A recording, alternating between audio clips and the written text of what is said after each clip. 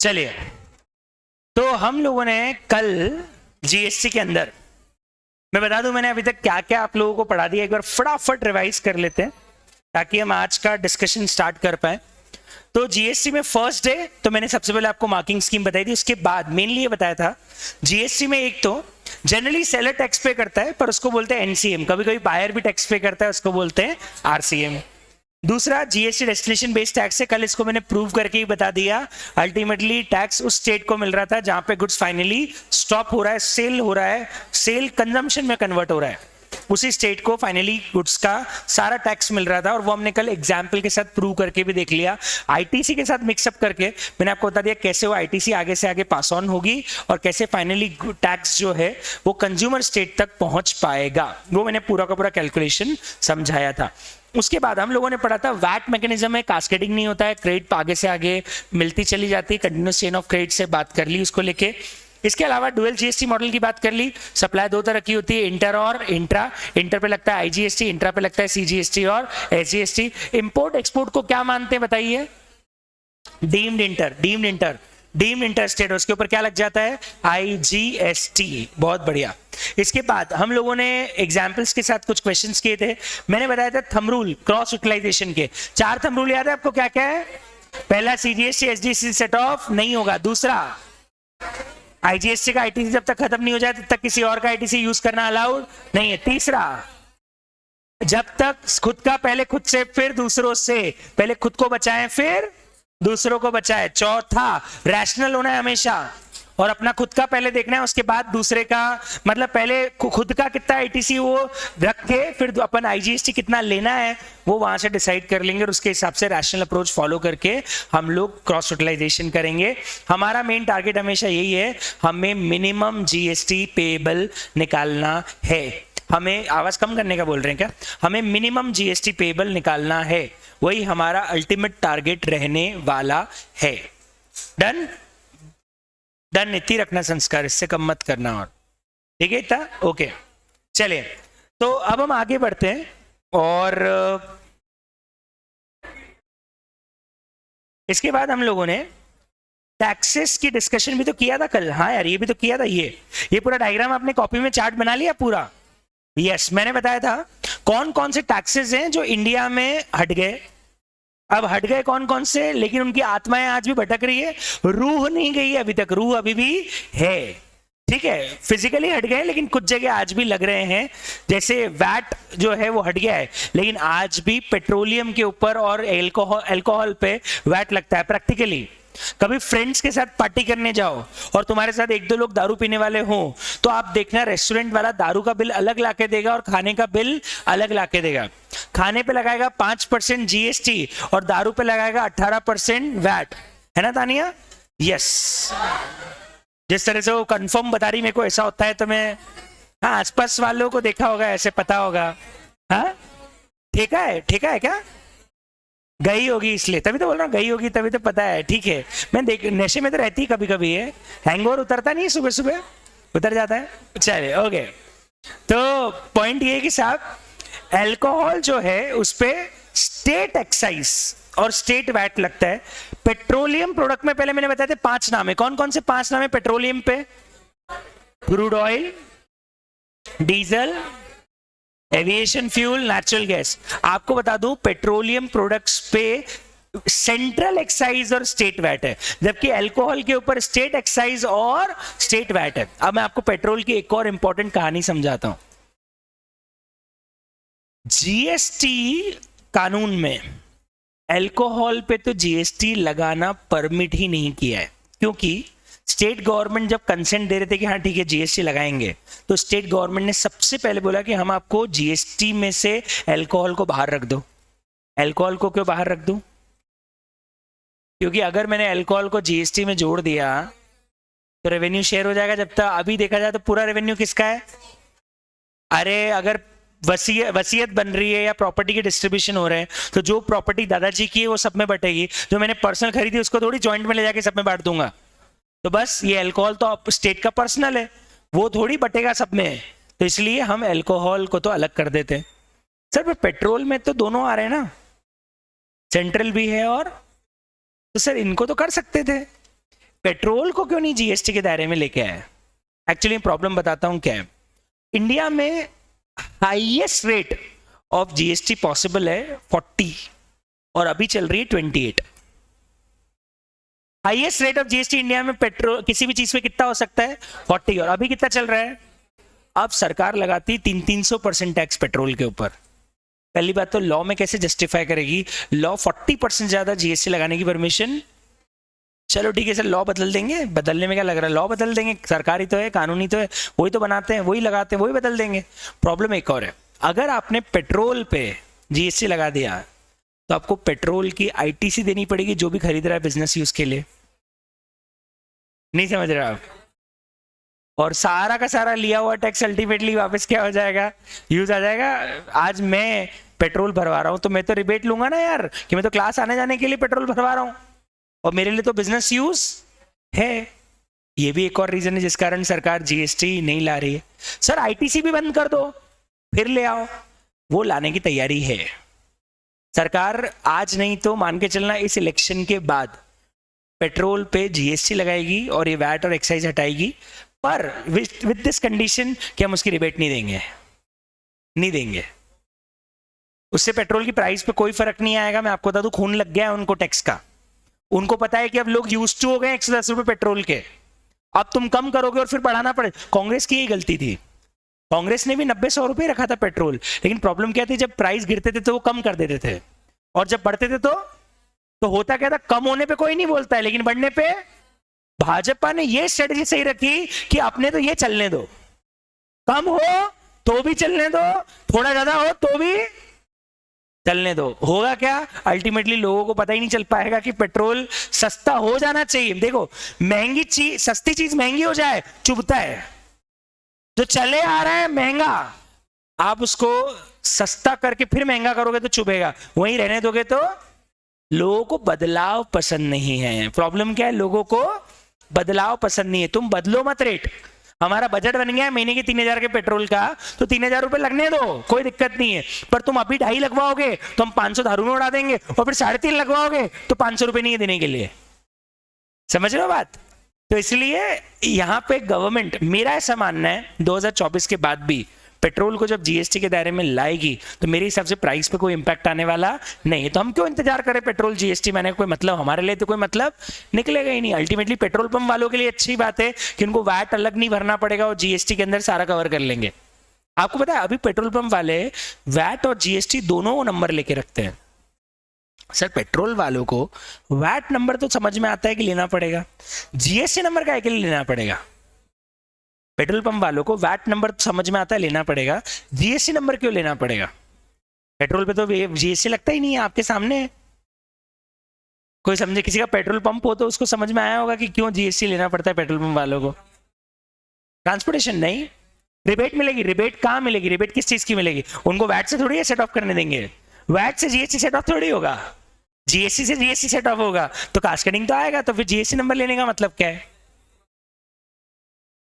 Turnover से क्या मतलब है? जब मेरे को जीएसटी भरना ही नहीं है तो मेरा टर्नओवर 10 करोड़ का भी हो तो मैं जीएसटी लेके क्या कर लूंगा, जब मेरे को भरना ही वैट और एक्साइज है। यस, एक्चुअली पेट्रोल पंप वाले न केवल पेट्रोल बेचते हैं, वो इंजन ऑयल भी बेचते हैं और इंजन ऑयल जीएसटी के दायरे में आता है।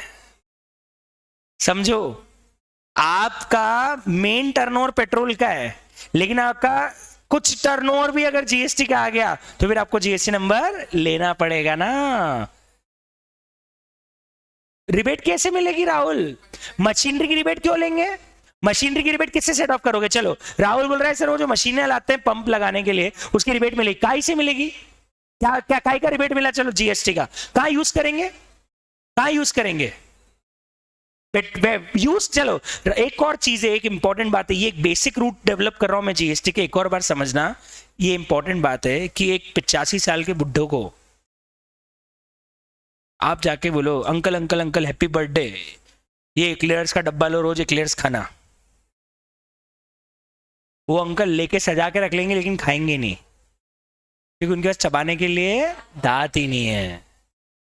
अब ये बात समझो, यहां पे राहुल का बोलना है पेट्रोल पंप वाला जीएसटी नंबर लेके जीएसटी में जो मशीनरी खरीद रहा है उसकी रिबेट ले लेगा।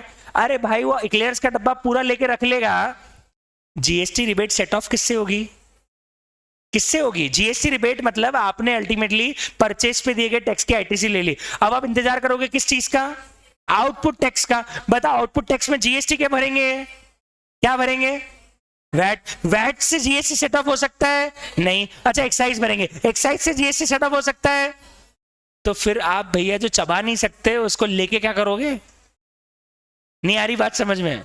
डाइजेस्ट नहीं कर सकते, खा के क्या करोगे? उल्टी होनी है वापस से। तो इसीलिए एक चीज ध्यान रखना, वो बिजनेसेस रिबेट कभी नहीं लेते जिन पे आगे जीएसटी नहीं लगता, क्योंकि वो रिबेट लेना ही पहली बात अलाउड ही नहीं है। मैं तो लॉजिकली चाहता हूं सर अलाउ कर दे तो क्या दिक्कत है, कर दो। वो लेके रिबेट भरे जाएंगे भरे जाएंगे भरे जाएंगे और इंतजार करेंगे कि कभी ये रिबेट यूज। और बता दूं रिबेट कैश रिफंड नहीं हो सकती है, रिबेट कैश रिफंड नहीं हो सकती। एक अंकल है उनके पास पासपोर्ट नहीं है और वो पता है इंटरनेशनल ट्रैवल के वाउचर इकट्ठे किए जा रहे हैं, मेक माई ट्रिप दे दो, गोवा पीपो दे दो, सब दे दो, जाओगे जा नहीं सकता क्योंकि तेरा वाउचर इकट्ठा करने का मतलब क्या है? तो तिजोरी में भर के रखता रहेगा और वो किसी काम आने वाली। तो प्रॉब्लम ये है कि एक बेसिक चीज और ध्यान रखना, कोई भी बिजनेस जीएसटी की आईटीसी तभी क्लेम करता है जब उसको आगे टैक्स भरना है, अदरवाइज वो आईटीसी क्लेम मत करो, क्योंकि अल्टीमेट आपको पहली बात अलाउड ही नहीं है, दूसरा आप कर भी लेते तो भी कोई काम आने वाली नहीं है। चलो मैं आप ही का एग्जांपल लेता हूं, आपने फोन पे, जैसे पम्मी बोलते कि यार सर आपने ना सही बताया कि फोन पे ना जीएसटी रजिस्ट्रेशन जीएसटी मिलता है, तो पम्मी ने जीएसटी नंबर लेके फोन पे आईटीसी ले ली, ठीक है। अभी क्या किया, फोन के इंस्पायर पे 70,000 दिए और 10,000 की इनके अकाउंट में क्या आ गई। अब पम्मी क्या करेगी बताओ? 10,000 का क्या करेगी? शॉपिंग करके आ जाएगी। जीएसटी रिबेट की शॉपिंग कर सकते हैं क्या? नहीं। क्या करेगी? वो कहां पड़े हैं? जीएसटी खाते में, पम्मी के जीएसटी अकाउंट में 10,000 रुपए पड़े हैं। अब पम्मी क्या करेगी? क्या करेगी? उस 70 दे दिए, इंस्पायर पे 70 दे दिए, सबको बोल रही फोन तो 60 का पड़ा, 10,000 वापस आ गए। कहां है? पम्मी को 10,000 तब मिलेंगे जब पम्मी कोई गुड सेल करके उसके ऊपर टैक्स लायबिलिटी क्रिएट करेगी, तब तक पम्मी के 10,000 किसी काम के नहीं है। So understand very important thing, basic root develop कर रहा हूं। एक और इंपॉर्टेंट बात, जीएसटी की आईटीसी वही बिजनेसेस लेते हैं जिनको आगे आउटपुट टैक्स लायबिलिटी है, अदरवाइज वो उस रिबेट का करेंगे क्या? वो बैंक अकाउंट की तरह थोड़ी जो फ्रीली यूजेबल है, और गवर्नमेंट इसको कैश रिफंड भी नहीं करती है। तो इसलिए जीएसटी के वॉलेट में पैसा रखा हुआ है ना, तो वो जीएसटी भरने के अलावा किसी और काम में नहीं आ सकता। और मैं आपको एक और चीज बता दूं, परचेस पे ली गई आईटीसी परचेस पे देने वाले टैक्स से सेट ऑफ भी नहीं हो सकती। मतलब पम्मी क्या बोले, मैंने 70,000 का एक फोन खरीदा, 10,000 की आईटीसी पड़ी है, इंस्पायर पे मम्मी एक और फोन खरीदने गई और बोलती है काम करो इस बार जीएसटी मत लगाओ क्योंकि मेरे पास 10,000 की आईटीसी रखी है। बोले आपके पास रखी है, जीएसटी देना सरकार को किसको है? इंस्पायर दुकानदार को है। वो क्यों दे देगा आपको टैक्स फ्री माल? नहीं समझे आप? इंस्पायर पे आप जाके बोलते हो कि मेरे को 70,000 का फोन 60 में दे दो, वो बोले मैडम आपके भारत में और 70 का ही मिलेगा। बोले नहीं एक काम करो, जीएसटी वाला बिल मत बनाओ, मेरे को बिना उसके दे दो। क्यों दे दो? क्योंकि मेरे पास जीएसटी की रिबेट रखी है। इंस्पायर बोले बोला आपके पास रखी है, हमारे पास थोड़ी रखी है। सरकार किससे मांगती है एनसीएम के अंदर टैक्स? इंस्पायर से। तुम्हारे पास कितनी भी रिबेट रखी हो, बेचने वाला थोड़ी आपको छूट दे देगा। मतलब परचेस का टैक्स, परचेस से सेट ऑफ भी, परचेस का टैक्स सिर्फ एक जगह सेट ऑफ होगा जब सरकार पम्मी का दरवाजा खटखटाएगी कि तुम टैक्स निकालो, और पम्मी का दरवाजा तभी खटखटाएगी कि तुम टैक्स निकालो जब पम्मी ने कुछ गुड्स आगे से, वो भी कौन से गुड्स सेल किए होंगे? टैक्सेबल गुड्स सेल किए होंगे। अगर पम्मी पेट्रोल बेच रही है, पम्मी अल्कोहल बेच रही है, तो आप मुझे बताओ क्या उसको जीएसटी भरना है कि एक्साइज भरनी है? तो क्या आप एक्साइज से जीएसटी का सेट ऑफ कर पाओगे? नहीं। यहां से एक बहुत इंपॉर्टेंट बेसिक रूट डेवलप होता है। क्या? सुनना, हॉस्पिटल्स पे जीएसटी नहीं है, मैं बता रहा हूं नहीं है। तो हॉस्पिटल ने जो करोड़ों रुपए की मशीनरी खरीदी है, हॉस्पिटल ने जो करोड़ों रुपए की प्रॉपर्टी रेंट पे ले रखी है, हॉस्पिटल में जो लाखों रुपए की जीएसटी वाली सर्विसेज ली है, उसके ऊपर हॉस्पिटल को 1 रुपए की भी रिबेट नहीं मिलेगी।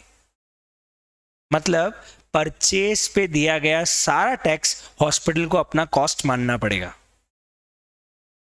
नहीं समझ रहे हो? एमआरआई की मशीन खरीदी, 5 करोड़ की, उस पर 18% जीएसटी लग गया है, 90 लाख रुपए पड़ी, 5 करोड़ 90 लाख की। अगर मैं आगे सप्लाई टैक्सेबल कर रहा होता तो मैं उस 90 लाख की क्या ले लेता, पर एमआरआई टेस्टिंग कराने पे कोई टैक्स ही नहीं है। एमआरआई टेस्टिंग कराने पे कोई टैक्स नहीं। आप जाके हॉस्पिटल में एमआरआई करा लो, आपको जो उसमें इनवॉइस देंगे उसमें टैक्स नहीं जुड़ा होगा, जीएसटी नहीं लगता। हेल्थ सर्विसेज पे जीएसटी एग्जम्प्ट है। आप मुझे बताओ, क्या हॉस्पिटल उस 90 लाख का जीएसटी रिबेट लेगा?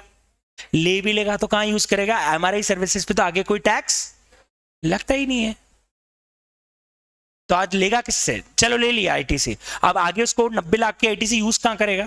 क्या उसको एमआरआई पे टैक्स देना है? नहीं देना। सर जो ऑपरेशन थिएटर में ऑपरेशन कर रहा है उस पर देना है? नहीं देना। उसको एमआरआई मशीन जहां जहां यूज आ रही कहीं पे टैक्स देना है? कहीं नहीं देना। तो अल्टीमेटली उसके बिजनेस यूज में वो जो चीज आ रही है उस पर आगे टैक्स ही नहीं है, और जब उसके ऊपर टैक्स ही नहीं है तो उस चीज के ऊपर वो आईटीसी लेके कर क्या लेगा? इसका मतलब हॉस्पिटल तो यही मान के चलेगा कि उसको एमआरआई मशीन कितने की पड़ी? 5 करोड़ 90 लाख की।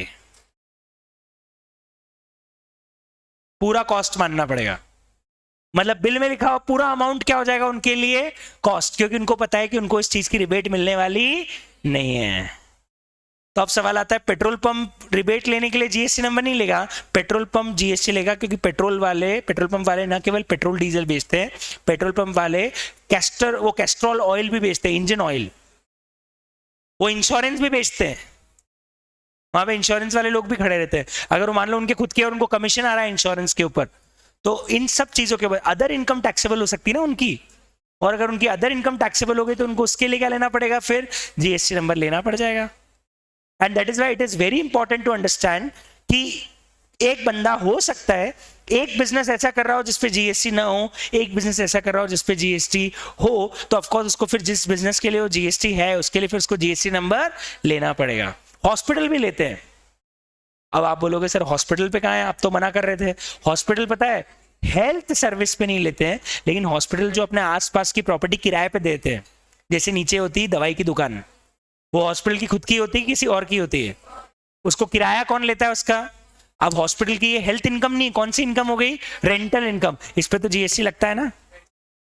हॉस्पिटल ने बाहर वालों के लिए कैंटीन चला रखा है, मतलब अल्टीमेटली देखा जाए तो जो पेशेंट के साथ दूसरे लोग आते हैं वो तो हेल्थ सर्विस में नहीं आएगा। चलो पेशेंट, और एक स्टैंड अप कॉमेडी थी मैंने देखा था, दिल्ली में एम्स के नीचे हल्दीराम की दुकान है, नीचे हल्दीराम की दुकान है और ऊपर, तो उसने ऐसे बोला कि नीचे छोला पूड़ी खाओ और फिर उसके बाद ऊपर जाके हार्ट का चेकअप करा लो, ठीक है। तो ऐसे उस स्टैंड अप कॉमेडी में था, मैंने सुना था। तो पॉइंट ये है कि साहब अब मान लो उस हॉस्पिटल ने नीचे हल्दीराम वाले को पूरा आउटलेट रेंट पे दे रखा है, तो आप मुझे बताओ क्या वहां पे उसके ऊपर जीएसटी की लायबिलिटी हॉस्पिटल की आएगी कि नहीं आएगी? आएगी, पर वो रेंटल इनकम पे आएगी, हेल्थ सर्विसेज पे नहीं आएगी। तो इसलिए अपन क्या करेंगे, क्वेश्चन जब समझेंगे या जब हम चीजों को बिजनेस को उठाएंगे तो हम ये देखेंगे उसकी टोटल इनकम कहां कहां से आ रही है, वो कौन कौन से बिजनेसेस कर रहा है। ऑफ कोर्स कुछ एग्जाम बिजनेस होंगे, कुछ टैक्सेबल बिजनेस होंगे, तो अपने को देखना पड़ेगा किस पे जीएसटी लगेगा और किस पे नहीं लगेगा।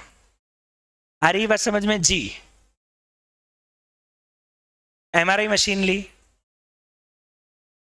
देखो अब प्रॉब्लम क्या है, आप दो अलग अलग बिजनेस की आईटीसी तभी सेट ऑफ कर सकते हो दोनों टैक्सेबल है। आप एग्जम्ड बिजनेस में यूज होने वाला सामान की आईटीसी टैक्सेबल सप्लाई में टैक्स से नहीं कर सकते सेट ऑफ, अलाउड नहीं है। मेडिकल है, हॉस्पिटल का मेडिकल है, मेडिकल उसका खुद का है, तो अब आप मुझे बताओ एमआरआई मशीन मेडिकल में कहां काम आ रही है? नहीं आ रही, काम नहीं कर सकते। एक्चुअली यहां पे वो बोलते हैं कि एक लाइन लिखी हुई है सेक्शन 17 के अंदर, any input used for the purpose of exempt business is not eligible for ITC. Used, दवाई की दुकान में एमआरआई मशीन का क्या काम? नहीं है। दवाई की दुकान में फ्रिज का काम है, डीप फ्रीजर लगता है, उसका आईटीसी आप ले सकते हो अगर दवाई पे जीएसटी लग रहा है तो।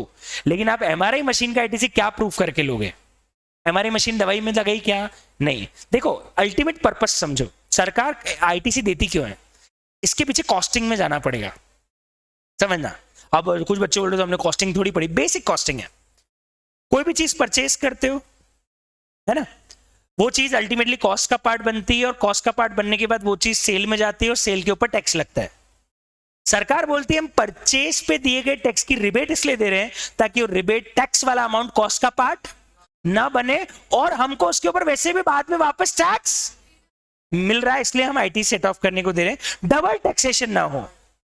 अब मुझे बताओ, एमआरआई मशीन पे आपने एक बार टैक्स दिया, अब ये एमआरआई मशीन अल्टीमेटली किसका कॉस्ट का पार्ट बनेगी? हॉस्पिटल का। और हॉस्पिटल उसको कहां जोड़ेगी? दवाई की कॉस्ट में नहीं, हॉस्पिटल जोड़ेगी अपनी हेल्थ सर्विसेज की कॉस्ट में, जो बंदा ट्रीटमेंट के लिए आएगा उसकी कॉस्ट में। जब उसका बिल बन रहा है, क्या उसके ऊपर जीएसटी लग रहा है?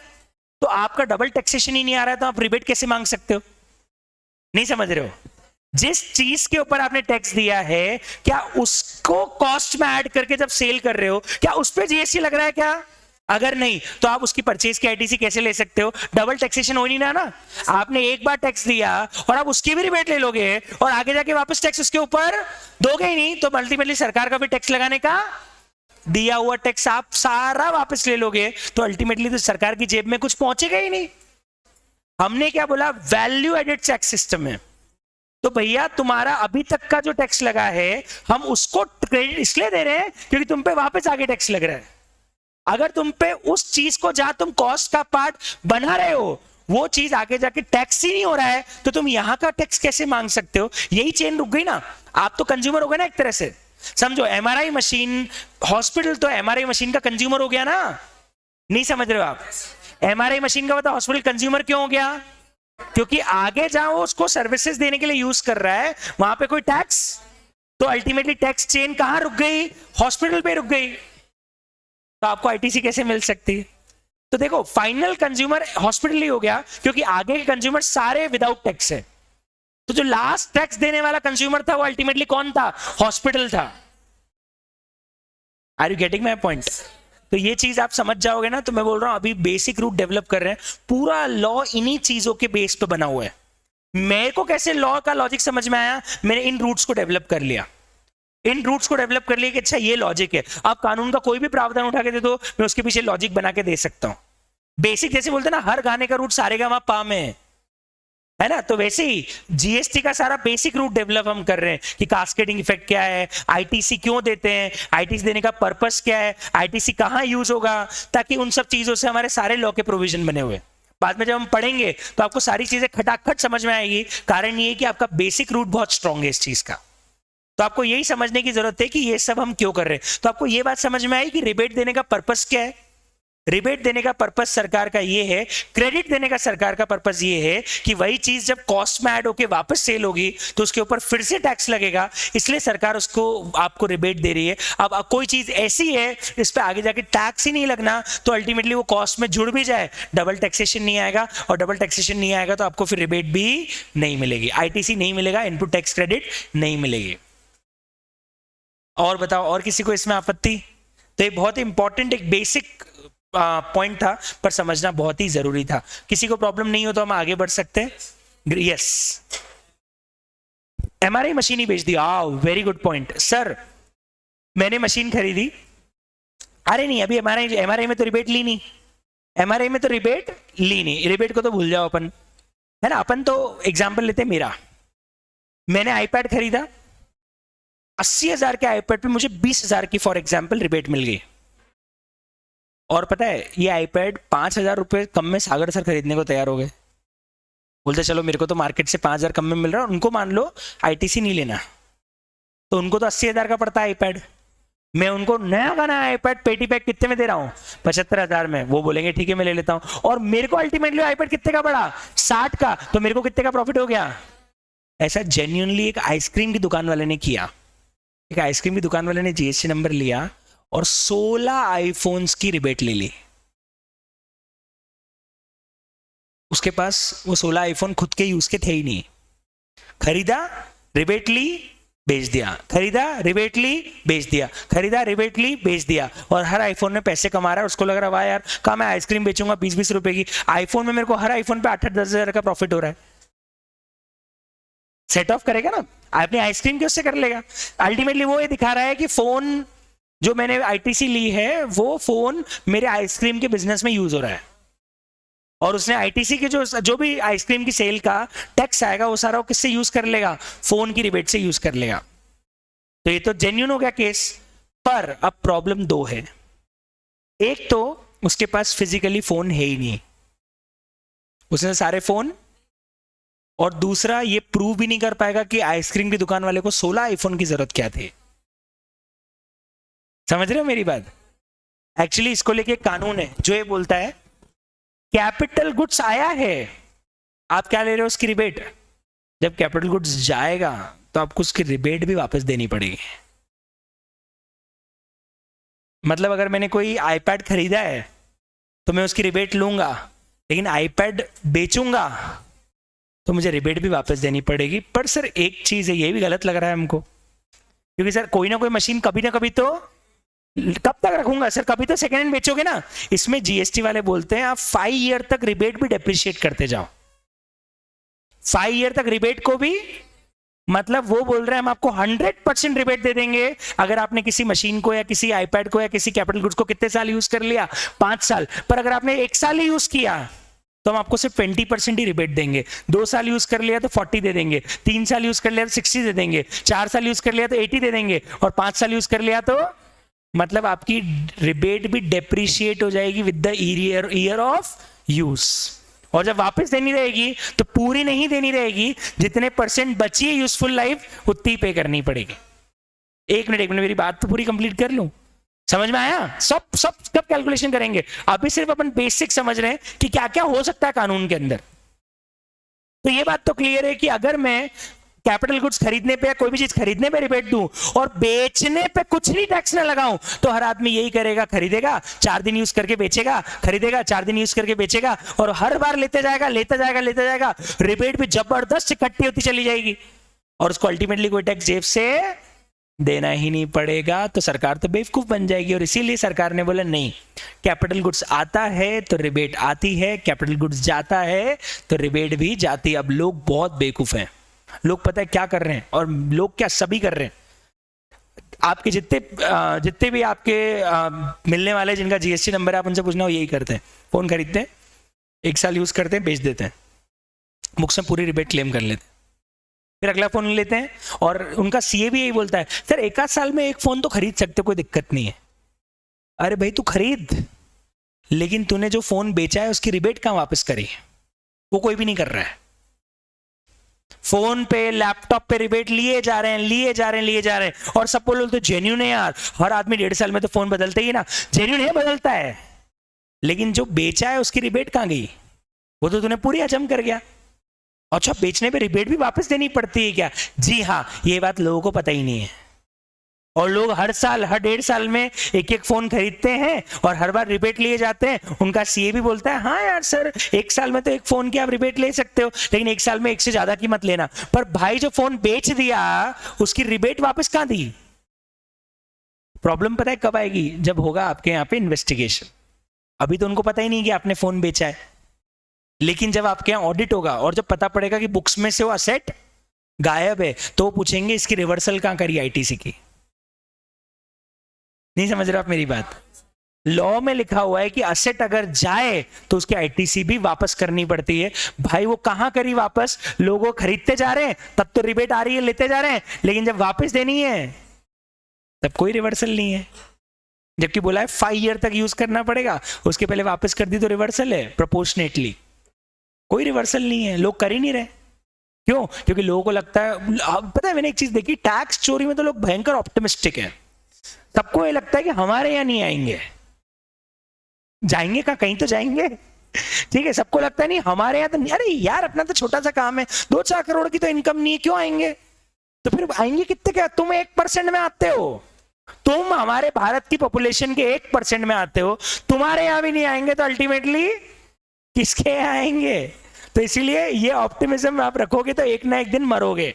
तो ये ध्यान रखने वाली बात है कि लोग फोन की रिबेट लिए तो जा रहे हैं, लेकिन जब फोन बेच रहे हैं तो उसकी रिबेट वापस नहीं कर रहे हैं। ये गलत हो रहा है मार्केट में। जबकि आपका जो सवाल था उसका आंसर आपको मिल गया होगा कि आप कोई भी मशीन खरीदो तो अगर आपने उस पर रिबेट ले रखी है तो रिबेट आपको वापस करने के लिए टैक्स भरना पड़ेगा। मतलब परचेज पे रिबेट आएगी तो अल्टीमेटली सेल पे आपको टैक्स भी देना पड़ेगा।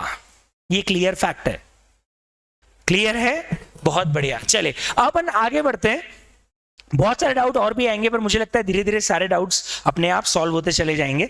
हमने ये तो पढ़ लिया एग्जिस्टिंग टैक्स स्ट्रक्चर क्या है, हमने बहुत सारी चीजें पढ़ ली। लास्ट एंड फाइनल डाउट जी। हाँ,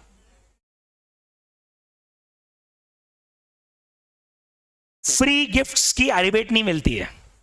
मतलब good supplied as a free gift is not taxable. आपने अगर फ्री में कोई चीज दी है तो उसके कोई टैक्स नहीं लगता है। तो अगेन वही प्रिंसिपल हो गया कि आगे टैक्स नहीं है तो हम आपको फिर परचेज के ऊपर रिबेट। सरकार का मोटिव आपको टैक्स वापस करना नहीं है, सरकार का मोटिव ये है कि आपको उसी चीज के ऊपर वापस टैक्स देना पड़ रहा है, इसलिए हम रिबेट दे रहे हैं। भाई तुमने कोई ऐसा काम कर दिया इसमें तुमको टैक्स, तो हम आपको फिर फ्री गिफ्ट्स और फ्री सैंपल्स पे रिबेट नहीं मिलती है। फ्री गिफ्ट्स और फ्री सैंपल्स पे कोई आईटीसी नहीं मिलती है। ये एक और इंपॉर्टेंट चीज है जो आपको ध्यान रखनी पड़ेगी। बहुत सारी बातें इसको लेके अपन और भी, फ्री होना चाहिए, फ्री होना चाहिए तो उसकी नहीं मिलती। सर लोग बोलते हैं sir by one get one में क्या होगा? देखो बाय वन गेट वन में फ्री नहीं होता है, आप अल्टीमेटली 2 के पैसे 1 में जोड़ के ले लेते हैं, तो उसको मैं फ्री नहीं मानता हूं। फ्री मतलब आपने उसके बदले में सामने वाले से कोई पैसा लिया ही नहीं, मैं तो सर ऐसे ही फ्री दे दिया, तो इस केस में फिर उसके ऊपर आपको कोई टैक्स मतलब कोई रिबेट नहीं मिलेगी, क्योंकि आगे कोई टैक्स भी नहीं लगता है। बहुत बढ़िया, अब अपन आगे बढ़ते हैं और बहुत सारी चीजें अपने को डिस्कस करनी है इसके अंदर। अब एक और इंपॉर्टेंट चीज आप सब लोगों को ध्यान रखनी है, बहुत ही इंपॉर्टेंट है, लिखिए जीएसटी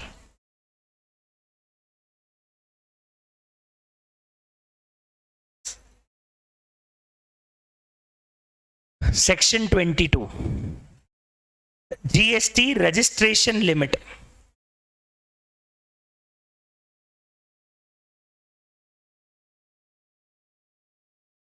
सेक्शन 22 ये एक्चुअली रजिस्ट्रेशन टॉपिक का पार्ट है, पर इतना इंपॉर्टेंट है बेसिक के लिए कि इसको समझना बहुत जरूरी है।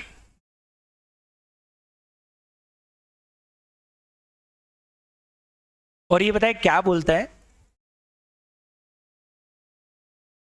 इस चीज को समझाने के लिए ना हमें पता है हमेशा भिखारी वाला एग्जांपल लेता हूं। भिखारी, सिग्नल पे भिखारी होता है, बिल्कुल हर सिग्नल पे मिल जाता है, ठीक है। तुम कभी कार में जाना और कभी तुम एक्टिवा पे जाना और कभी तुम साइकिल से जाना। एक दिन एक्चुअली मैं साइकिल से जा रहा था, तो मैं शाम शाम को कभी साइकिलिंग कर लेता हूं, तो मैं साइकिलिंग करके सिग्नल पे खड़ा था और मेरे पास में एक कार खड़ी थी, ब्लैक कलर की कोई कार खड़ी थी, ठीक। अब भिखारी मेरे पास आया और मेरे को बोलता है भैया, और वो मेरे सामने हाथ भी नहीं फैलाया और आगे निकल गया। मैंने कहा ठीक है यार, निकल गया होगा। फिर वो पास में कार वाले को जाके ठक ठक ठक ठक ठक ठक ठक ठक करके, जब तक सिग्नल नहीं खुला तब तक वहीं खड़े होकर ठक ठक करता रहा। वो कांच खुला और 10 रुपए निकाल के उस कार वाले ने भिखारी को दे दिए।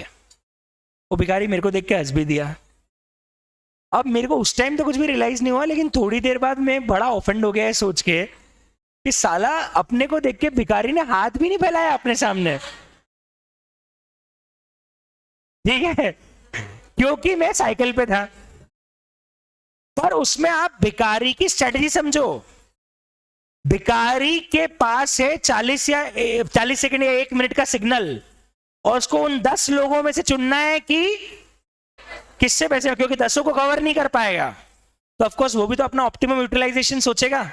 और उसको पता है साइकिल वाले के पास चला गया तो पहली बात साइकिल वाला जेब में पैसे लेके नहीं घूम रहा होगा, दूसरी बात चलो मानो उसके जेब में पैसे भी होंगे तो कहीं से 1 या 2 रुपए निकाल के देगा, और उसके बाद 2 ज्ञान और रुपए देगा कि क्या है, अच्छा खासा शरीर है, भीख मांग रहा है, शर्म आनी चाहिए। इसलिए भिखारी को पता है कि ऐसे बंदे को टारगेट करो जो लड़की के साथ बैठा है, क्योंकि उसको पता है कि अगर लड़की के साथ बंदा बैठा है तो उसको इंटरप्ट नहीं चाहेगा कि लड़की के साथ वो ठक ठक करे, और लड़की को इंप्रेस करने के लिए जानबूझ के पैसे भी। और क्या दयावान पति मेरा, तो क्या दयावान बॉयफ्रेंड है, ठीक है। पॉइंट ये है कि साहब भिखारी को भी ये पता है कि किसको टारगेट करना है और किसको टारगेट। अब 1 मिनट के लिए मान के चलो सरकार भिखारी है और कटोरा लेके खड़ी है टैक्स के नाम का। सरकार कौन है और कटोरा लेके खड़ी है। अब समझो एक व्यापारी आया साइकिल पे, टर्नओवर कितना है 5 लाख। सरकार बोलती है चलो तुम्हारा टैक्स भरो, रिटर्न फाइल करो, ये करो वो करो, और उसने बताया टैक्स भी दिया, चिल्लर निकाल के 1 रुपया नोट का निकाल के दिया कहीं से, और इतने में 10 करोड़ वाली कंपनी निकल गई। समझो सरकार को एक चीज पता है, इतनी बड़ी पॉपुलेशन को टैक्स ब्रैकेट में लाना पॉसिबल नहीं है, हमें चाहिए क्रीम। और इसीलिए सरकार ने दे रखी है बेसिक रजिस्ट्रेशन की एग्जम्पशन लिमिट कि अगर आपका टर्नओवर एक साल में इस लिमिट के ऊपर न हो तो आपको जीएसटी नंबर लेने की जरूरत नहीं है। और वो टर्नओवर कहां दिया है? सेक्शन नंबर 22 के अंदर।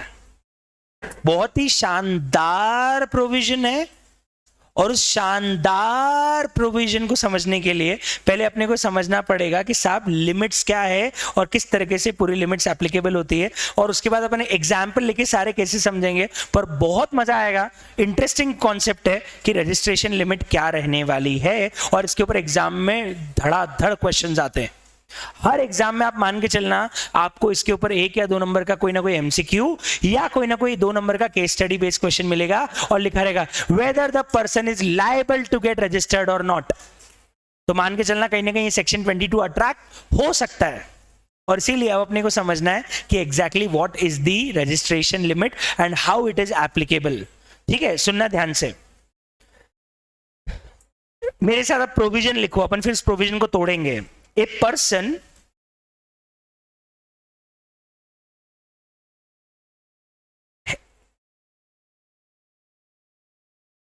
crossing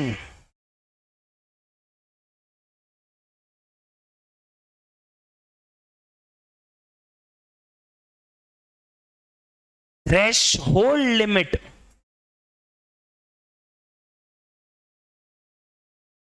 of, क्या हो रहा है भैया?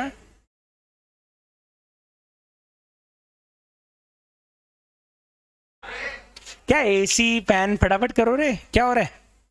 क्या दिक्कत क्या हो रही है? हो गया चालू, सब सेट बराबर, बहुत बढ़िया।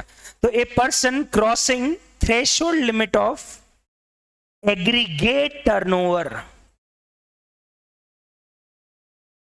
इन ए financial year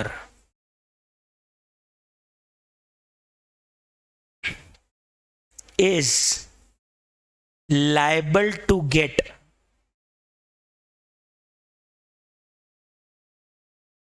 registered. A person crossing threshold limit of aggregate turnover in a financial year is liable to get registered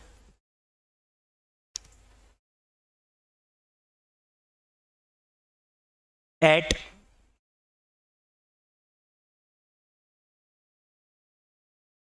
in every state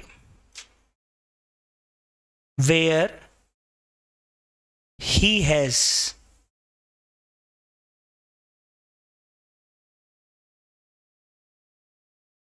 place of business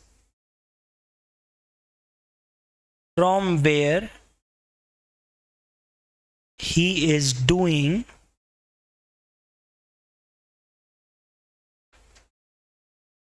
taxable supply. अब इसमें अंडरलाइन करने वाला पॉइंट है ये और ये तो कर ही दिया, और एक इन ए फाइनेंशियल ईयर।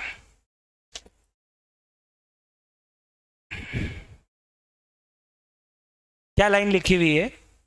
एक बंदा, हिंदी में अगर मैं सिंपल भाषा में समझाऊं, एक बंदा अगर एक साल में एग्रीगेट टर्नओवर की लिमिट जो हम बताने वाले हैं, वो हम बढ़ेंगे अभी क्या है, वो क्रॉस करता है, तो उसे हर स्टेट में जहां जहां उसकी प्लेस ऑफ बिजनेस है, मतलब जहां जहां उसकी ब्रांचेस है, वहां वहां उसे जीएसटी नंबर लेना पड़ेगा, पर उन्हीं ब्रांचेस के लिए जहां से वो टैक्सेबल बिजनेस कर रहा है।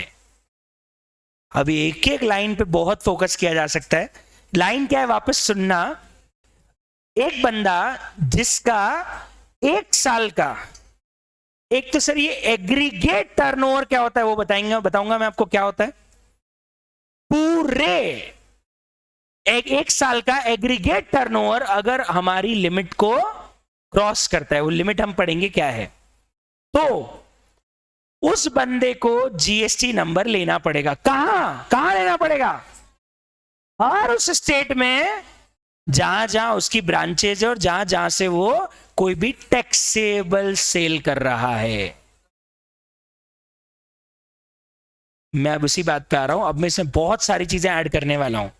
पहली बात, सर ये लास्ट की लाइन क्या बता रही? इन एवरी स्टेट, मतलब जीएसटी रजिस्ट्रेशन स्टेट वाइज होते हैं, क्योंकि हर स्टेट का एसजीएसटी अलग होता है ना।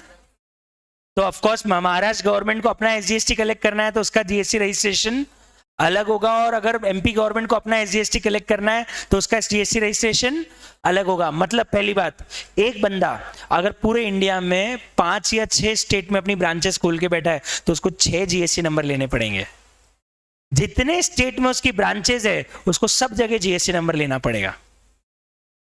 जैसे अगर फॉर एग्जांपल नाटा एकेडमी अपनी 3 ब्रांचेस खोल ले, एक ब्रांच रायपुर में खोल ले, एक ब्रांच उदयपुर में खोल ले, एक ब्रांच इंदौर में, तो मैं बता दूं नाटा एकेडमी को 3 जीएसटी नंबर लेने पड़ेंगे। छत्तीसगढ़ का अलग, मध्य प्रदेश का अलग और उदयपुर राजस्थान का अलग। पहले बताओ ये बात आपको समझ में आ रही कि नहीं आ रही है? क्यों स्टेट वाइज किया? क्योंकि देखो एसजीएसटी अलग अलग स्टेट वाइज होता है। एसजीएसटी स्टेट वाइज होने के कारण किसी भी स्टेट को पता कैसे पड़ेगा कि व्यापारी हमारे यहाँ का है? सर उससे जीएसटी नंबर आपके स्टेट का डाला है। और इसीलिए मैं आपको बता दूं, मेरा जीएसटी नंबर बताता हूं क्या है। मेरा जीएसटी नंबर है 23 XRPG 5331J1ZE, ये मेरा जीएसटी नंबर है। आप इसमें सिर्फ आगे का एक कोड देखो, ये क्या है? ये मध्य प्रदेश का स्टेट कोड है। अगर मैं महाराष्ट्र में रजिस्टर्ड होता तो मेरे आगे 23 नहीं 27, और गुजरात में रजिस्टर्ड होता तो 24 लिखा हुआ होता। मतलब एक चीज है, जीएसटी नंबर स्टेट वाइज मिलता है। तो आप जितने स्टेट में अपनी ब्रांच ओपन करके बैठे हुए हो, जहां जहां आपके ऑफिसेज हैं और जहां जहां आपका एस्टैब्लिशमेंट है, सर मैं यहां से भी बिजनेस करता हूं, मेरी यहां भी ब्रांच है, मेरा एक आउटलेट वहां है, मेरा एक आउटलेट यहां है, मेरे दो आउटलेट उस स्टेट में, आपको हर स्टेट का एक जीएसटी नंबर कम से कम लेना पड़ेगा जहां जहां आपका आउटलेट है। सर तो हल्दीराम को तो कम से कम 25 स्टेट में ऑपरेट होता होगा, तो उसके मतलब हल्दीराम के कितने 25 जीएसटी नंबर होंगे, हर स्टेट का अलग अलग होगा। जिस स्टेट में आप ब्रांच ओपन करोगे आपको उस स्टेट का जीएसटी नंबर लेना पड़ेगा। पहली बात तो ये क्लियर कर लेना। पहले बताओ ये बात समझ में आई कि नहीं आई? मतलब एक और चीज समझ में आती है कि जीएसटी रजिस्ट्रेशन पैन इंडिया, पूरा इंडिया का एक होता है कि हर स्टेट का अलग अलग होता है? हर स्टेट का अलग अलग होता है। A person is required to registered in each and every state from where he is doing his business. Sir मैं कंफ्यूज हो रहा हूं सर, मेरी दुकान इंदौर में है लेकिन मैं माल 28 स्टेट में बेचता हूं। मेरे को एक ही जीएसटी नंबर लेना है क्योंकि मैं यहीं से सारा सेल कर रहा हूं ना। भाई तुम यहां से माल डिस्पैच कर रहे हो उसकी प्रॉब्लम नहीं है, वहां जाके बेच रहे हो। समझ रहे हो आप? अरे भाई अगर मैं एमपी से माल गुजरात भेज रहा हूं तो मैं तो एमपी से बेच सकता हूं ना आईजीएसटी लगा के। मुझे गुजरात में जीएसटी नंबर थोड़ी लेना है, लेकिन मैं गुजरात में जाके गुजरात में माल बेच रहा हूं तो बताओ फिर वो आईजीएसटी लगाने देंगे कि गुजरात वाले बोलेंगे लोकल सप्लाई है? तो गुजरात वाले आईजीएसटी मानेंगे कि एसजीएसटी लेंगे? एसजीएसटी लेंगे तो बताओ गुजरात का जीएसटी नंबर लेना पड़ेगा कि नहीं लेना पड़ेगा? दोनों में डिफरेंस समझ में आ रहा है? मैं यहां से माल गुजरात भेजूं तो बात अलग है, और वहां अपनी ब्रांच खोल के वहां से वहां माल बेचूं तो फिर वहां पे जीएसटी नंबर लगेगा। Don't get confused. सर मेरे 28 स्टेट में बिजनेस जाते हैं, मतलब 28 स्टेट में माल जाता है तो मुझे 28 जीएसटी नंबर लेना नहीं, माल तो इंदौर से जाता है ना, तो आईजीएसटी चार्ज करके भेजूंगा ना। लेकिन अगर मेरा माल वहां पे ब्रांच जाता है और फिर ब्रांच से मैं सेल करता हूं तो मुझे बताओ वहां ब्रांच सेल करेगी तो गुजरात वाले उसको इंटर स्टेट मानेंगे कि लोकल मानेंगे? लोकल मानेंगे तो फिर वहां का जीएसटी नंबर लेने का बोलेंगे कि नहीं बोलेंगे? Yes, that is very important to understand कि एक आदमी अगर अपना टर्नओवर लिमिट क्रॉस करेगा तो उसको जितने स्टेट में जितनी ब्रांचेस है उतने जीएसटी नंबर लेने पड़ेंगे। बताओ ये बात समझ में आई या नहीं आई? पीछे लास्ट में बात समझ में आई कि नहीं आई? क्लियर है? और लॉजिक क्लियर है? क्यों? क्योंकि आपने अगर मल्टीपल जीएसटी नंबर नहीं लिए तो डिसाइड कैसे होगा कि इंटर स्टेट है कि लोकल है?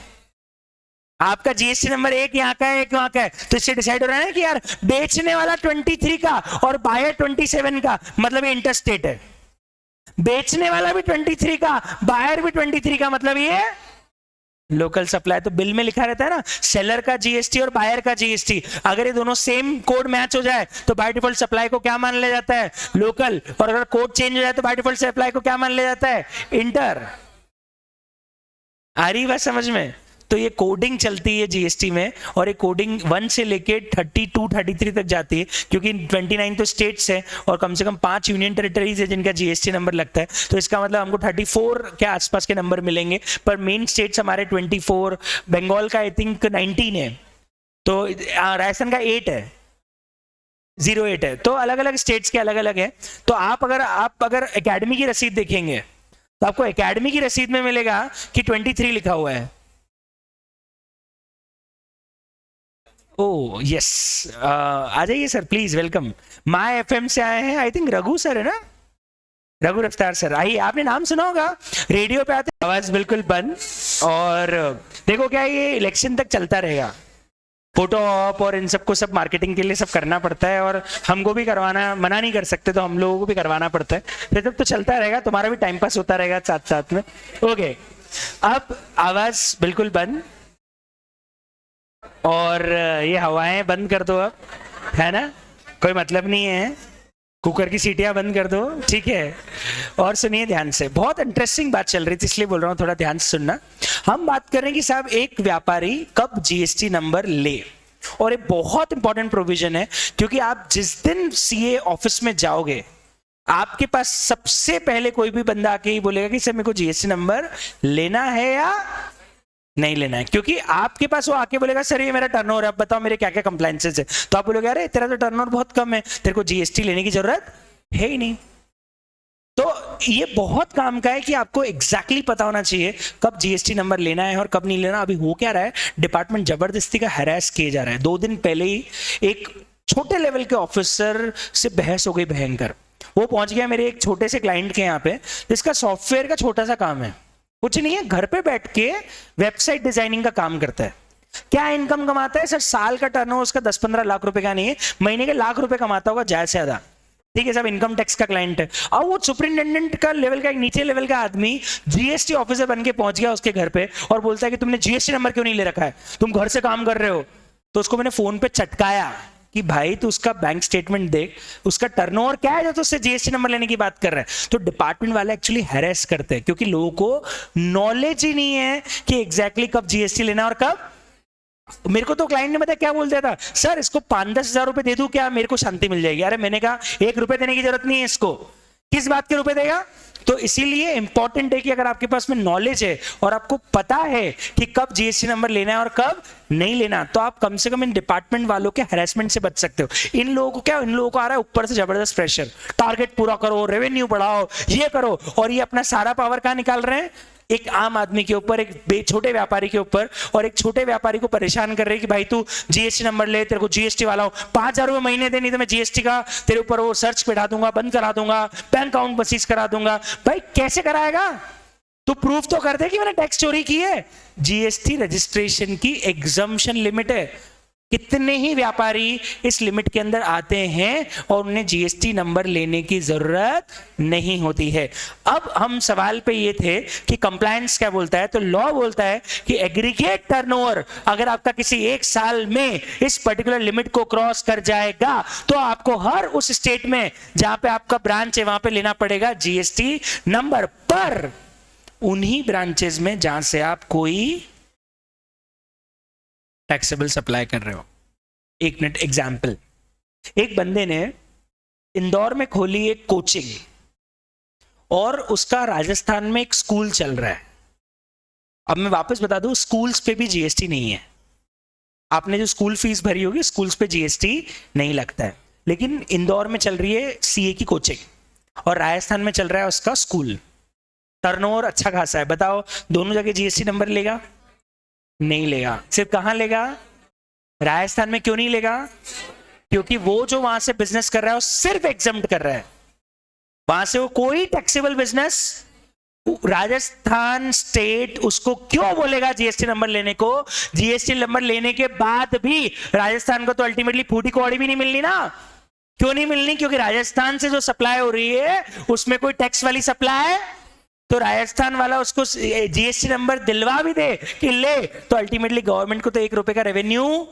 इसीलिए एक वर्ड यूज किया है कि सारी ब्रांचेस का जीएसटी मत लेना, उन्हीं ब्रांचेस का जीएसटी लेना जहां से आप कोई भी टैक्सेबल सप्लाई कर रहे हो।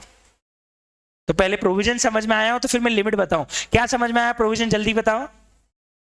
अगर किसी पर्सन का एग्रीगेट टर्नओवर 1 साल में थ्रेशोल्ड लिमिट को क्रॉस करेगा तो उसे हर उस स्टेट में जीएसटी नंबर लेना पड़ेगा जहां पे उसका टैक्सेबल प्लेस ऑफ बिजनेस है, जहां से वो टैक्सेबल सप्लाई कर रहा है, और हर स्टेट में उसको जीएसटी नंबर लेना पड़ेगा। अब सवाल आता है, sir what is aggregate turnover?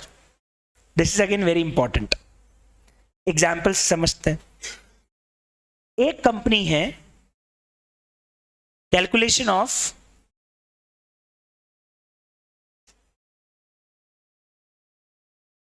एक कंपनी है एक्स लिमिटेड। उस एक्स लिमिटेड का एमपी में एक तो रेस्टोरेंट सेल है, रेस्टोरेंट नहीं, एमपी में उसका अपन मान लेते हैं दवाई का बिजनेस है, मेडिसिन सेल है, मेडिसिन की शॉप है, उसका टर्नओवर है 25 लाख रुपए का। उसका एमपी में एक पेट्रोल पंप भी है। इस कंपनी के मल्टीपल बिजनेसेस हैं। एमपी में उसका एक पेट्रोल पंप भी है जहां से उसका 65 लाख रुपीस का टर्नओवर है। उसका एक बिजनेस राजस्थान में भी है, मेडिसिन का है 20 लाख का, और उसका पेट्रोल पंप वहां पे भी है जिसका 40 लाख का टर्नओवर है। फिर उसका यूपी में एक हॉस्पिटल भी है जहां से वो 45 लाख रुपए का टर्नओवर कमा रहा है। ठीक, कैलकुलेट करना है इसका एग्रीगेट टर्नओवर कितना होगा 1 साल का। ये पूरे ईयर का डेटा दे रखा है इन ए फाइनेंशियल ईयर। अब मैं बताता हूं एग्रीगेट टर्नओवर को हम शॉर्ट फॉर्म में हमेशा क्या बोलते हैं? 80। ये बहुत काम का 80 बहुत काम आएगा। क्या बोलते हैं? 80 एग्रीगेट टर्नओवर। और आपको मैं बता दूं, आपको पता है इसका एग्रीगेट टर्नओवर कितना होगा?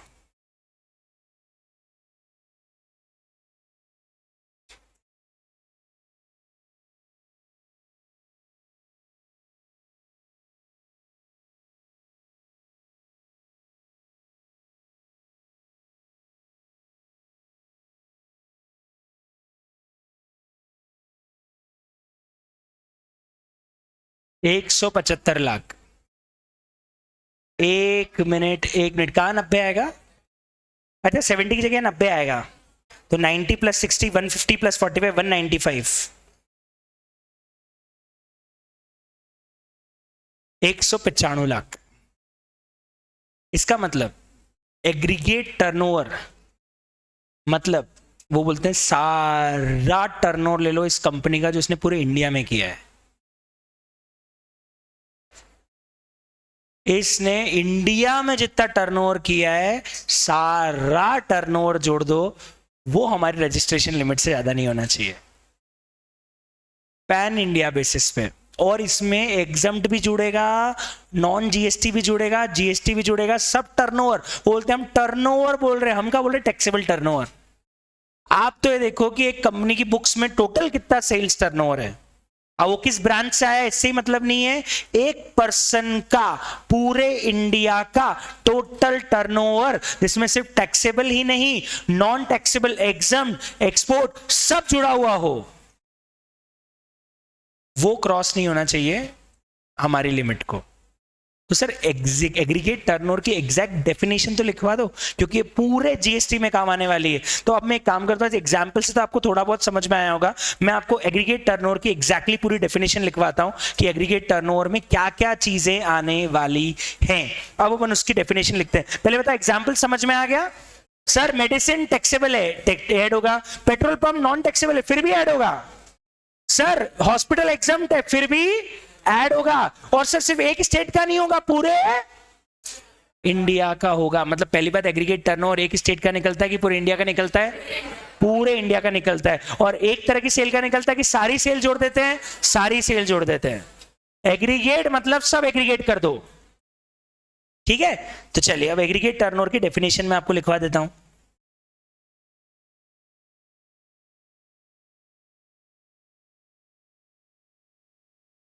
पहला, एग्रीगेट टर्नओवर इंक्लूड्स इंटर और intra state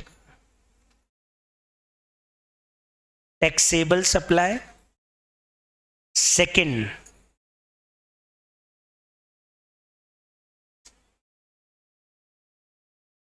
exempt and non-taxable supply।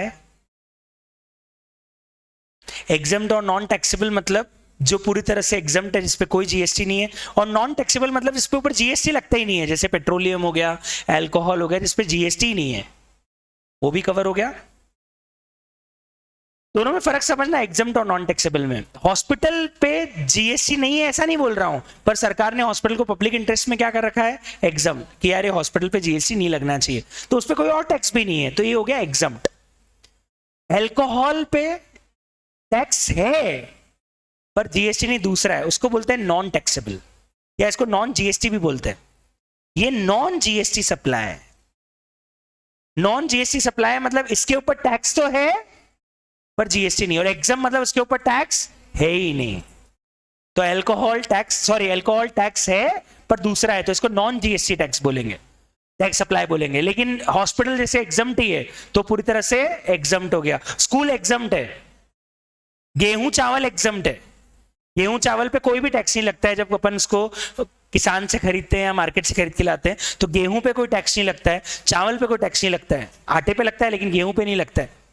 तो गेहूं चावल एग्जाम्ट है, हॉस्पिटल स्कूल एग्जाम्ट है, ये सब एग्जाम्ट हो गए। अल्कोहल पेट्रोल एग्जाम्ट नहीं है, अल्कोहल पेट्रोल नॉन टैक्सेबल है, क्योंकि उस पर टैक्स तो है पर जीएसटी नहीं है, दूसरा टैक्स है, उसको बोलते हैं। दोनों में फर्क समझना, एग्जाम्ट मतलब लगता ही नहीं है, लेकिन नॉन टैक्सेबल मतलब जीएसटी नहीं है, वैट एक्साइज और पुराने टैक्स तो सारे लग रहे हैं।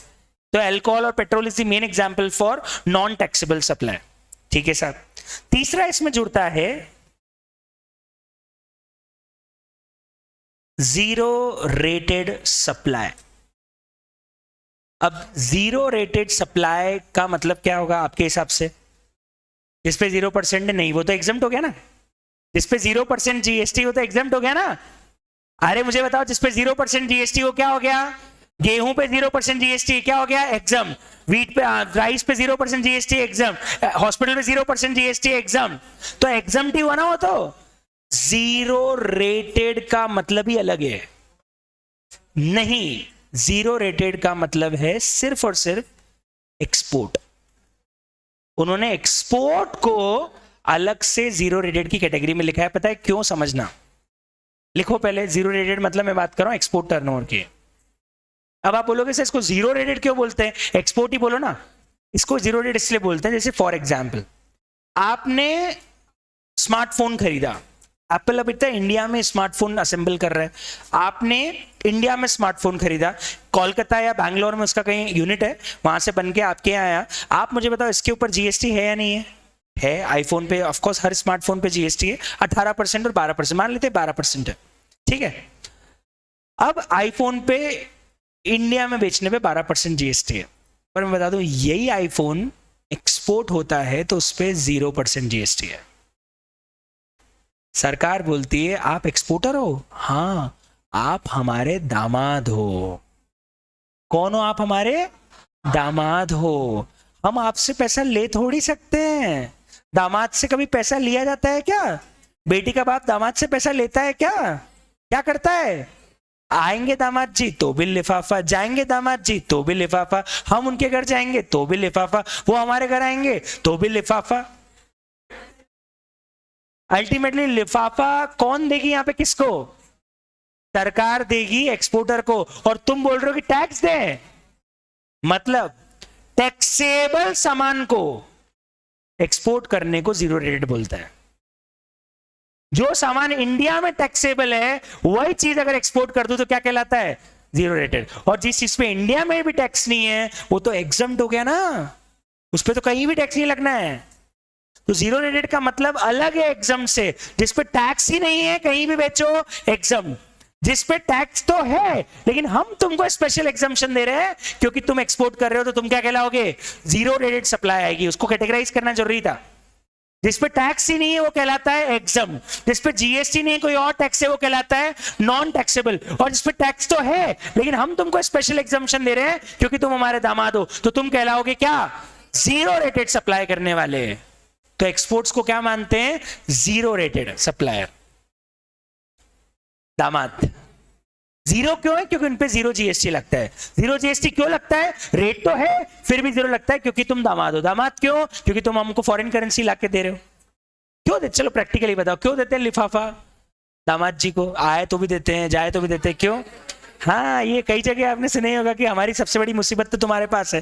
ठीक है, तो पॉइंट ये कि साहब थोड़े बहुत लिफाफे से क्या हो जाएगा? झक में हल्का सा मरहम लगेगा, है ना। चलिए, तो पॉइंट ये है कि नहीं, वो गलत है एक्चुअली। मैं मेरा साइड लूँ तो मेरे को तो बिल्कुल भी पसंद नहीं है। ना पैसा देना पसंद है, लेना फिर भी पसंद है, देना तो बिल्कुल नहीं पसंद है। चले मुद्दे पे आते हैं। इंटर और इंट्रा स्टेट सप्लाई आ गई, एग्जम्प्ट और नॉन टैक्सेबल आ गया, जीरो रेटेड भी आ गया। अब आते हैं क्या चीजें हटेगी जी, बताइए ना, बोलिए ना पलक, कुछ ऐड करना चाहते हैं? नहीं, चले, बोले मेरा वाला तो लेगा ही नहीं, ऐसा कुछ नहीं। चले, ओके, एक्सक्लूड्स पर आते हैं अब एक्सक्लूजन पे। देखिए मेरा वाला अलग है, सबसे डिफरेंट है ना। चले, ओके, एक्सक्लूड्स। और एक्सक्लूजन में सबसे पहले टर्नओवर में जीएसटी टैक्सेस नहीं जुड़ेंगे। मतलब आपको टर्नओवर जब कैलकुलेट करना है, it should be exclusive of GST, not inclusive of GST. For example, आपकी गुड्स की एमआरपी 10 लाख है, तो भैया उसमें 1 लाख रुपए का तो जीएसटी है ना, तो टर्नओवर 10 लाख नहीं 9 लाख माना जाएगा।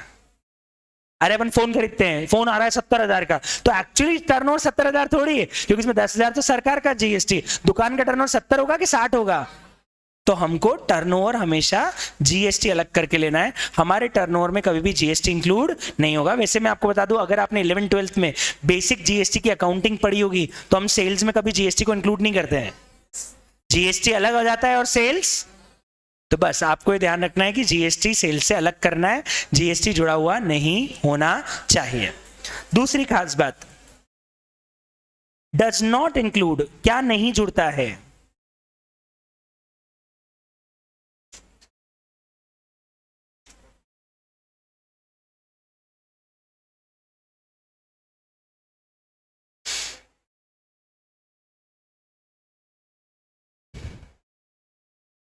इसमें एक और चीज नहीं जुड़ती है जो मेरे हिसाब से वैसे भी नहीं जुड़नी चाहिए थी। क्या? परचेज जिस पे आपने आरसीएम में टैक्स दिया है। अरे भाई, वो सेल में क्यों जोड़ूंगा? कॉमन सेंस लगा के बताओ, मैं कोई चीज खरीद रहा हूं जिसपे मुझे टैक्स गवर्नमेंट को डायरेक्टली पे करना है, तो भैया वो सेल का टैक्स हुआ, सेल हुई कि परचेज हुई? तो परचेज को टर्नओवर में कैसे जोड़ सकता हूं?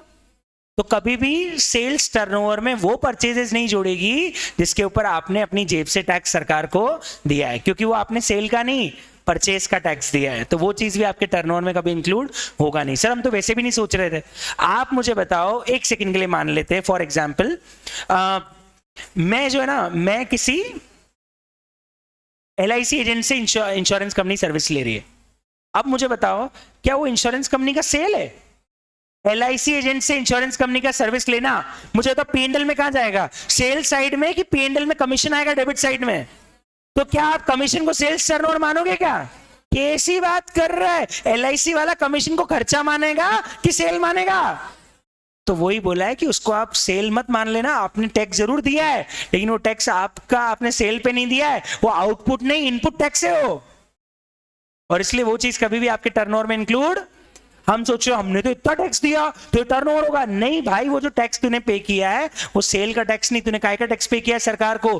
परचेस का, तो तेरे टर्नओवर का पार्ट बनने वाली नहीं है। बहुत बढ़िया, अब ये भी समझ में आ गया कि एग्रीगेट टर्नओवर कैसे कैलकुलेट होता है। तो एग्रीगेट टर्नओवर की डेफिनेशन में अगर अपन जाएं तो एटी में इंक्लूड होता है इंट्रा दोनों, सारी सप्लाई आ गई, एग्जाम भी आ गई, नॉन जीएसटी भी आ गई, एक्सपोर्ट भी आ गया, सब आ गया। मतलब एक आदमी जितनी सेल कर रहा है सब टर्नओवर में इंक्लूड होगा। मतलब जनरली देखें तो कंपनी जो भी अपने अकाउंटिंग टर्नओवर उठाती है उसमें से बस जीएसटी अगर जुड़ा हुआ है तो अलग कर देना, बाकी पूरा का पूरा वो टर्नओवर देखा जाएगा। और अगर टर्नओवर आपकी लिमिट को क्रॉस कर गया तो आपको फिर जीएसटी नंबर लेना पड़ेगा। सर हम बेइंतहा इंतजार कर रहे हैं आखिरी चीज का, लिमिट तो बता दो। यस, अब मैं आपको बताता हूं एग्जैक्टली लिमिट क्या है। अब आते हैं लिमिट पे। जी आरसीएम का फुल फॉर्म रिवर्स चार्ज, अरे फॉर 15-20 आधे घंटे तक मैंने बताया था NCM RCM, NCM RCM, normal charge और रिवर्स चार्ज, नॉर्मल चार्ज और रिवर्स चार्ज मैकेनिज्म। ऐसा मत करो जीवन में यार तुम लोग, है ना। चले, एक तरफ तो बोलते हो रफ्तार पकड़ेंगे, ये करेंगे, वो करेंगे, आरसीएम की बात कर रहे हो तुम, आधे घंटे बता दिया उसके बाद भी। शिवांशु बोल रहा है एक्सपोर्ट को एग्जाम में क्यों नहीं लिया, क्योंकि वो एग्जाम तब होता है जब किसी को जीएसटी नहीं देना होता। वो स्पेशल एग्जाम्शन है इसलिए उसको अलग नाम दे दिया। वो सबके लिए एग्जाम्शन, मैं अगर स्मार्टफोन खरीदूंगा बेचूंगा तो मेरे पे तो जीएसटी है ना, अगर कोई बंदा एक्सपोर्ट करेगा तो जीएसटी नहीं है। तो एग्जाम्शन सबको का है, सिर्फ एक्सपोर्टर को है, इसलिए उसको एग्जाम न रख के अलग से लिख दिया जीरो रेटेड। ग्रेट, आप सुनिएगा ध्यान से। हम बहुत इंपॉर्टेंट लिमिट लिखेंगे और लिमिट मेरे साथ एक टेबल में लिखना, MMNT, ये शॉर्ट फॉर्म में याद रखने का, मणिपुर, मिजोरम, नागालैंड, त्रिपुरा। यहां पे आपकी 10 लाख की लिमिट है। आपकी जो थ्रेशोल्ड लिमिट है यहां पे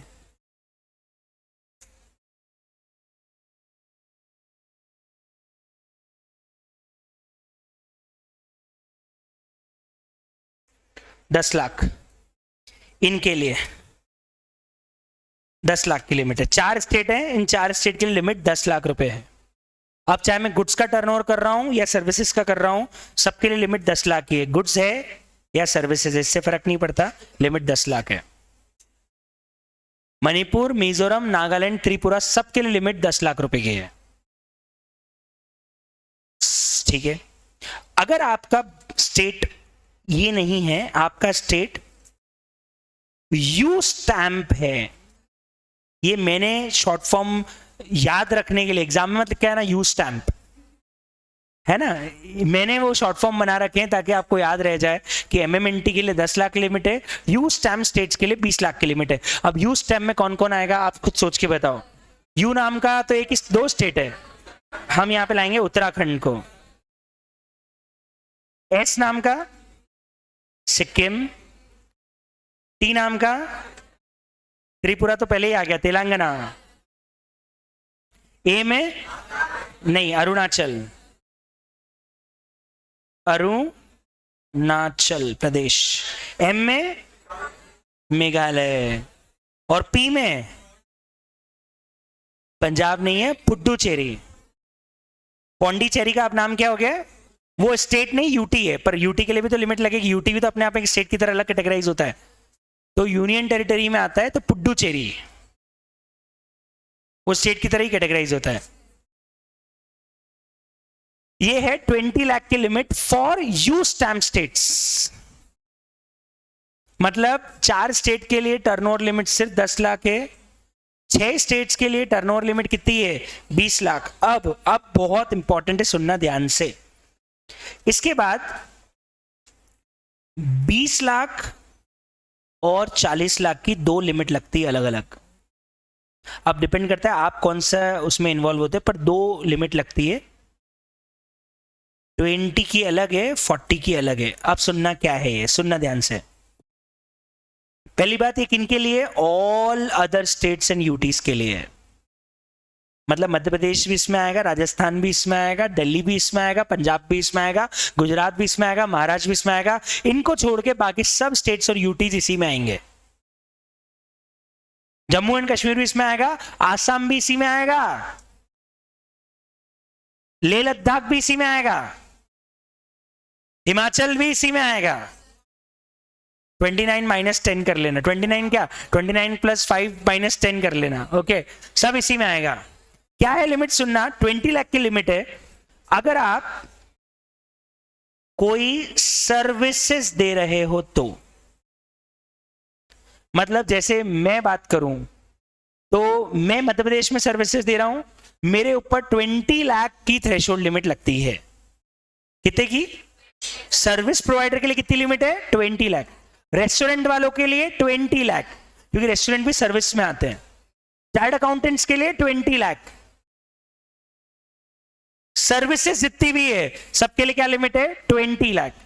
दूसरा, अगर आप पान मसाला बेच रहे हो, या आप टोबैको सेल कर रहे हो, या आप आइसक्रीम बेच रहे हो, पता है मुझे समझ नहीं आया, आज तक समझ में नहीं आया जीएसटी वालों ने आइसक्रीम और पान मसाला पे बराबर प्रोविजन क्यों लगा रखे हैं।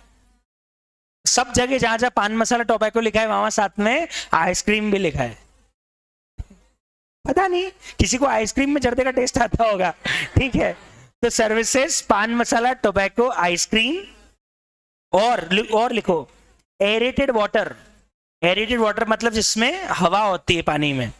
Cold drink, soft drinks, alcohol तो आ ही नहीं सकता, सॉफ्ट ड्रिंक्स की बात करेंगे, अल्कोहल तो आ ही नहीं सकता जीएसटी में, सॉफ्ट ड्रिंक की बात करेंगे। और एक और है जो टाइल्स का बिजनेस करते हैं, रूफिंग टाइल्स और ब्रिक्स का बिजनेस करते हैं।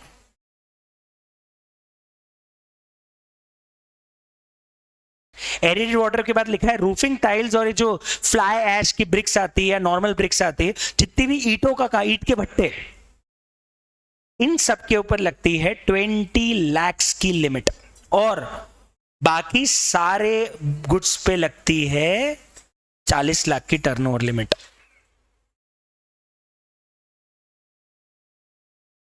गुड्स, क्योंकि सर्विसेज तो इधर ही कवर होगा ना 20 में, तो इधर क्या बचेगा? Goods, all other goods. Roofing tiles and bricks, fly ash bricks, और रूफिंग टाइल है, सारी फ्लोरिंग टाइल नहीं है। रूफिंग टाइल जो अरे जो मिट्टी की बनती है, कवेलू, जिसको कवेलू बोलते हैं ना ऊपर, वो वाले मिट्टी वाला काम है। ये जो टाइल है ये नहीं है, पत्थर और स्टोन वालों पे नहीं है, स्टोन और मार्बल वालों पे नहीं है, जो मिट्टी के भट्टे में बनती है। मिट्टी की जो टाइलें बनती है, भट्टे की जो टाइलें बनती है, मिट्टी से जो येलो कलर की टाइल्स आती है, जो छत के ऊपर लगती है, वो कवेलू वाली, शेड के ऊपर लगाते हैं, उन टाइल की बात कर रहे हैं, ये वाली टाइल नहीं है।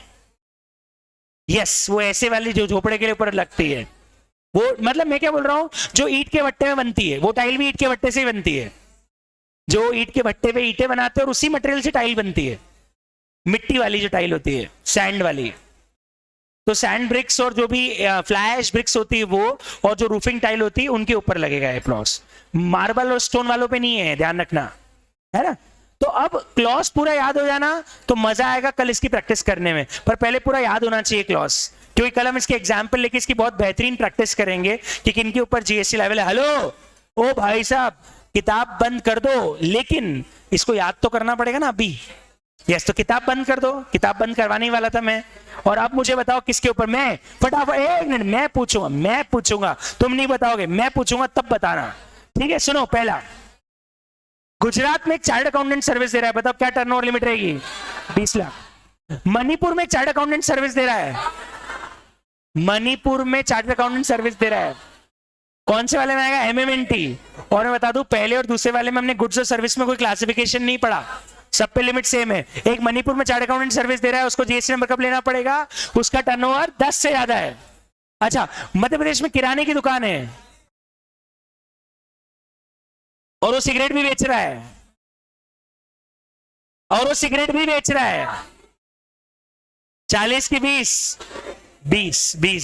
सिगरेट भी बेच रहा है। सिगरेट के कारण उसकी टर्नओवर लिमिट गिर जाएगी ना, क्योंकि सिगरेट के केस में क्या लिमिट है? 20 लाख की। आएंगे उस पॉइंट पे आएंगे, पर उसकी टर्नओवर लिमिट गिर जाएगी। तो सिगरेट बेच रहा है तो कितना हो जाएगा? 20 लाख। अच्छा, सुनो मेरा अगला एग्जाम्पल सुनना।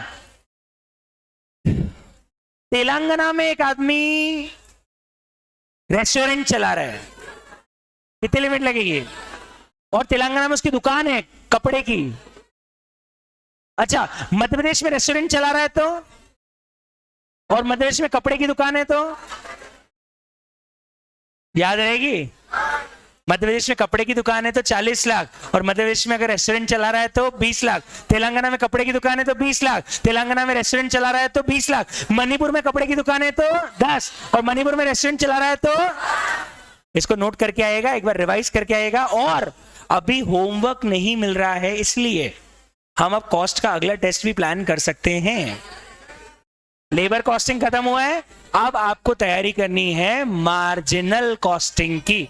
अगले वीक हेलो दिवाली बाद तो मैं एक मेगा टेस्ट लेने वाला हूं, 5 चैप्टर का मिला के, 5 चैप्टर का मिला के मेगा टेस्ट होगा दिवाली बाद। तो अभी आपको देना है मार्जिनल की तैयारी। अभी आपको जीएसटी में ज्यादा होमवर्क नहीं मिल रहा है, तो बैठ के आप लोग मार्जिनल की तैयारी कर सकते हो। डिसिप्लिन थोड़ा देना पड़ेगा आप लोगों को, ठीक है? तो मार्जिनल की तैयारी चालू कीजिएगा।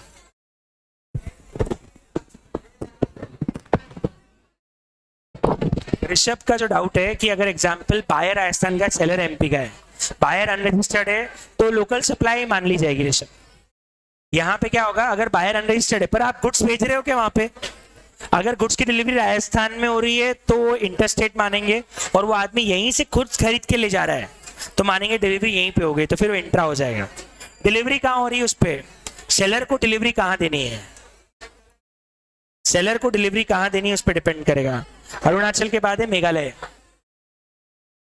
सर्विसेज हो तो पढ़ेंगे, इसके लिए प्लेस ऑफ सप्लाई पढ़ेंगे अपन ऋषभ, वहां समझ में आ जाएगा किसको इंटर मानते किसको इंट्रा। उसके लिए एक चैप्टर है प्लेस ऑफ सप्लाई, उसमें सारी बातें कवर हो जाती है।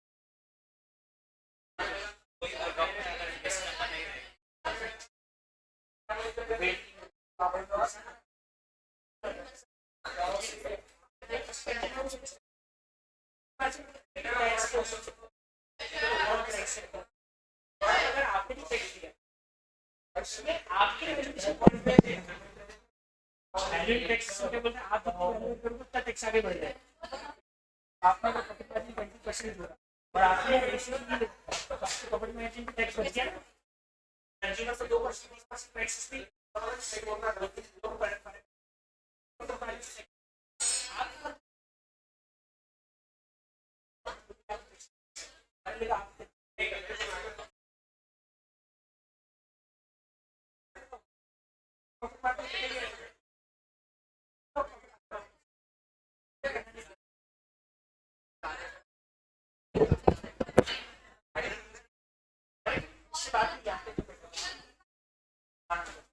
आगे वॉइस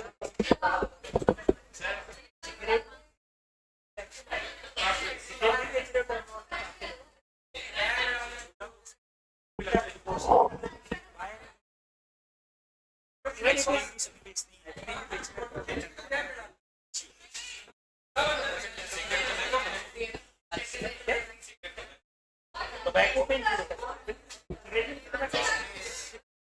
सिगरेट के अंदर का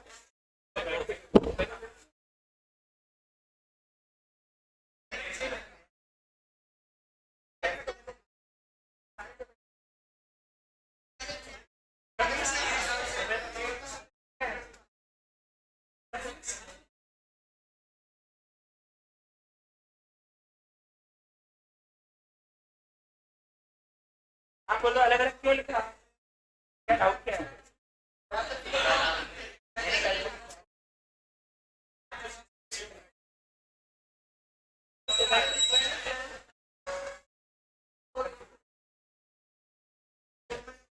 सिगरेट टोबैको साथ में लिखा है, साथ में ही एक ही है दो।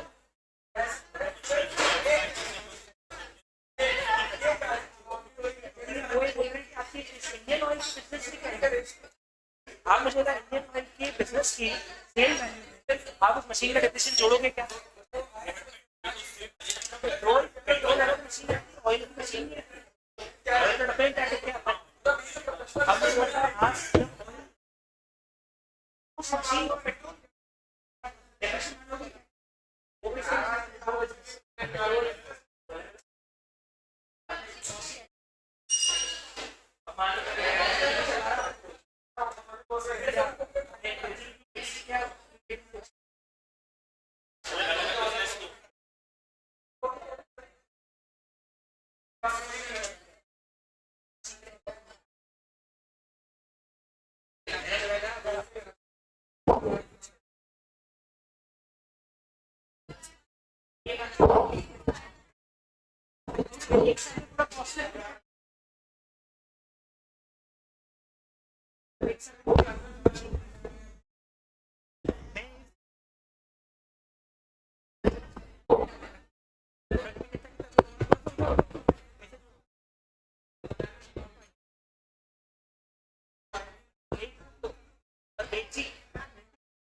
सचिन का आईटीसी वापस वो बोलता है आईटीसी का यूज मशीन के यूजेस के साथ चलना चाहिए, वो एक फिक्स चीज है कंपनी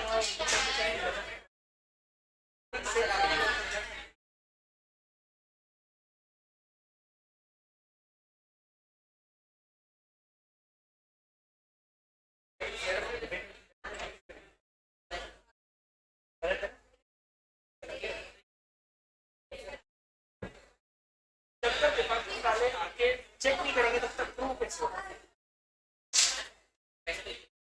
पर वो आपने 50,000 आपकी कॉस्ट